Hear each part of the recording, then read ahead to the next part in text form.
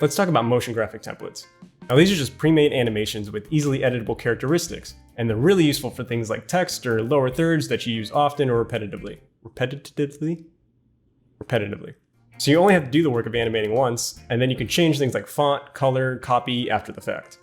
So if you're into improving your workflow or speeding up the editing process, which who wouldn't be, then motion graphic templates are probably for you. So let me show you how to make them. So, I'm Chris. Edit with me.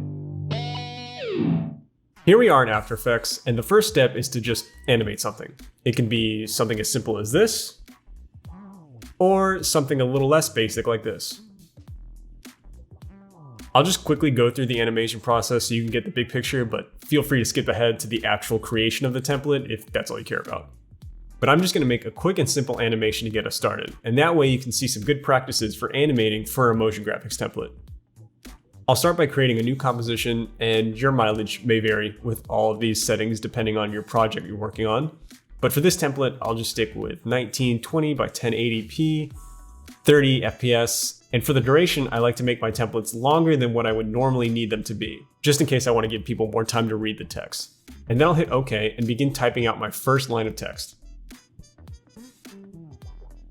So normally, the text layer that appears in the timeline will be named the same thing that you type out here.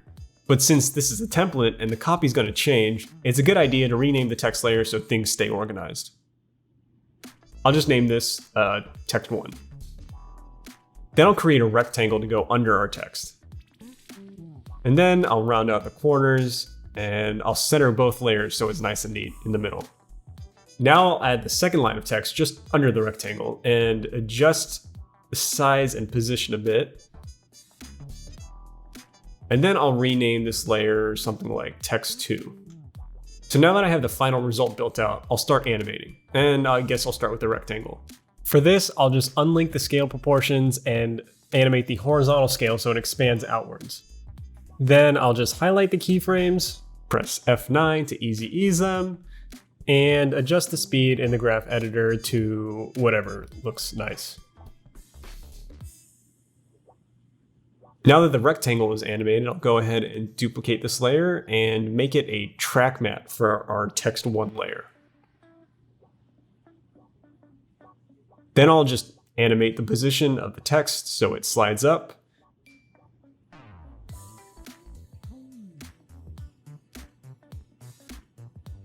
And then adjust the keyframes a bit like I did before.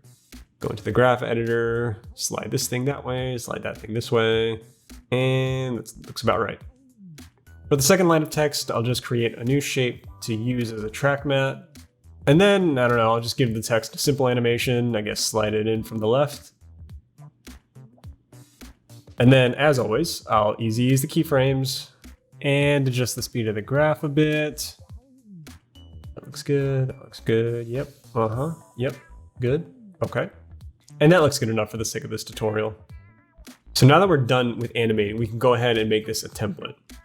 So to do this, you need to pull up the Essential Graphics window by selecting Window and then Essential Graphics. Then where it says Master, pick the composition that you want to make a template from. And you can name your template to whatever you want right here and then select Solo Supported Properties. This button reveals all the different properties within your layers that you can edit later on in Premiere once the template's created. And of course, you could choose whatever properties you like, but I tend to add as many customizable elements to my templates so it retains a lot of its flexibility. So to add properties, just scroll through your layers and drag and drop them into the Essential Graphics window. For this animation, we'll start by adding the properties of text 1, and the first thing we'll add is just source text. And once you drag and drop the text, you can edit its properties by clicking Edit Properties. And you can see here, you can enable font selection, size adjustment, and faux styles, which are just things like boldness, italics, capitalization, and I just make sure all these are checked off. Usually I want to keep colors customizable too. So for the text, I'll click on this play button next to Animate and select Fill Color, then RGB. I'll go ahead and do the same for stroke too. And then I'll do the same that we did with the source text and just drag and drop these into the Essential Graphics window. As always, it's important to stay organized, so it's a good idea to label each property in the Essential Graphics window so that you don't get mixed up later on. You can also place properties in groups by pressing this Add Formatting button and selecting Add Group. And you can add comments as well, which is useful to note some things if you plan to share your templates with others or if you're just forgetful, like me. Now let's add more properties for the other layers. We'll just add the same properties that we used for text 1 to text 2. So source text, and we'll edit these properties a bit and add some fill and stroke color. And we'll go ahead and add some stroke width too, because that's always nice to customize. For the rectangle, we'll go ahead and add fill color, stroke color, and size. And I'm choosing size in rectangle properties and not scale because the scale is animated and it contains keyframes. So if I add an animated property to the template, this message pops up basically saying these keyframes are going to be ignored, and we don't want that, obviously. So moral of the story, don't add animated properties to the template. But once you have all your properties added, save your project, and then press Export Motion Graphics Template. And then you can save your template to either Adobe's local folder, which will automatically import it into Premiere, or you can save it to a specific folder of your choice, whatever you want. I'll just save it to a folder of my choice so I can show you how to import the template into Premiere. All these compatibility checks are just permissions for Adobe to give you a heads up if something goes wrong. I just always keep these checked.